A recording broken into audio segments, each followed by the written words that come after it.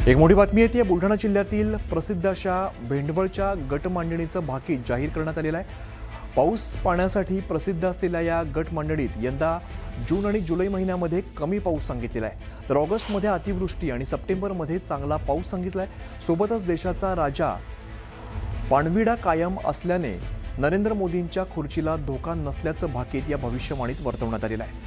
तर पृथ्वीला मात्र महापुराचा धोका सांगितला गेलाय। देशाची अर्थव्यवस्था देखील ढासळलेली राहील असा अंदाज बांधण्यात आलाय।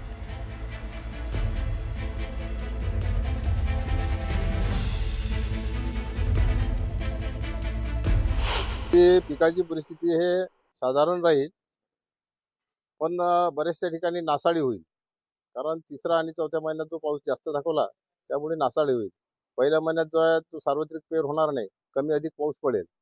दुसऱ्या महिन्यात मात्र पेर होईल, साधारण आहे तो, आणि अवकाळी पाऊस सुद्धा भरपूर आहे। त्यामुळे पीक परिस्थिती जी आहे ही साधारणतः राहील। त्याच्यात तुरीचं पीक, हरभऱ्याचं पीक, गव्हाचं पीक हे चांगले दाखवतात। कपाशीचं पीक पण चांगलं आहे।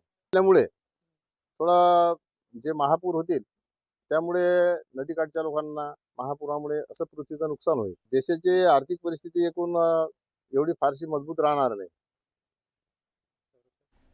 संरक्षण ठीक राहील आपलं, पण तणाव।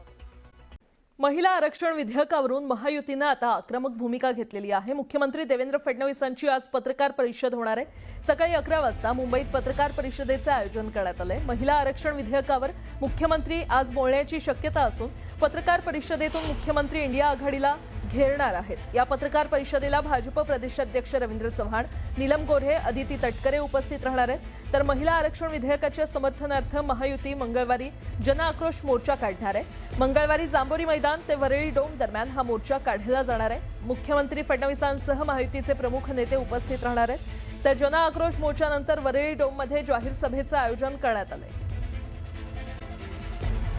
पुढची बातमी पाहूया। संगमनेर तालुक्यातील वडगाव पान इथे दत्तधाम दरबार चालवणाऱ्या भोंदू राजेंद्र गडगेवर पोलिसांनी मोठी कारवाई केलेली आहे। या दरबारात झाडाझडती घेत विविध पुरावे आणि औषधांचे नमुने जप्त करण्यात आले असून हा दरबार सील करण्यात आलेला आहे।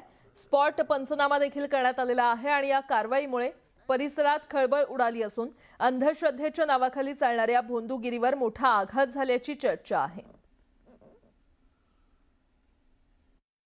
संगमनेर तालुक्यातील वडगावपान येथील भोंदू राजेंद्र गडगे याचा जो दरबार आहे तो आज पोलिसांनी सील केला आहे। मी आता या दरबाराजवळ आहे आणि विश्व दत्त फाउंडेशनच्या नावाखाली इथे दत्तधाम सरकार असा जो दरबार या गडगेचा भरायचा, जिथे हजारो लोक यायचे आणि तो मंत्रशक्तीने जे रोग जे आहेत ते बरा करण्याचा दावा हा भोंदू करत होता।